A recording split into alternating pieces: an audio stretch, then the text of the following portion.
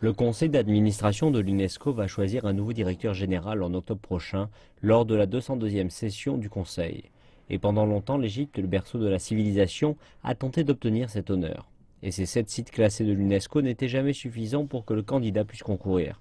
Cette fois cependant, le pays présente Mohamed El Arabi, ancien ministre égyptien des Affaires étrangères, et Zahir Hawass, un égyptologue égyptien de renommée mondiale et ancien ministre des Antiquités, tous deux dans l'équipe de campagne de son nouveau candidat, Mouchira Katab. Mais c'est une mission pleine de défis.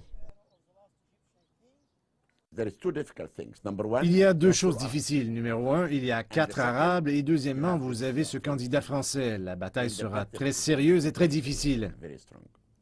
9 candidats concourent officiellement pour le poste de directeur général de l'UNESCO. Les 4 candidats arabes viennent du Liban, de l'Irak et du Qatar et affronteront l'Égypte pour tenter de remporter des voix.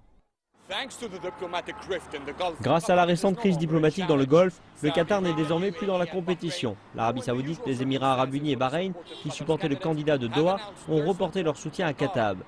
L'Égypte estime désormais que le candidat français, l'ancienne ministre de la Culture Audrey Azoulay, constitue le véritable défi.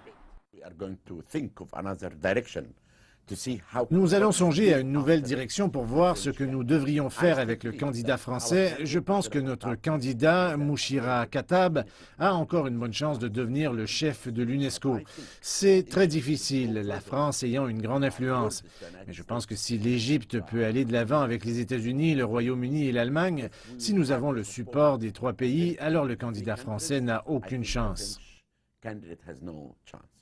À l'international, Mouchira Katab est une figure bien connue, en particulier pour ses longues années de défense des droits des enfants.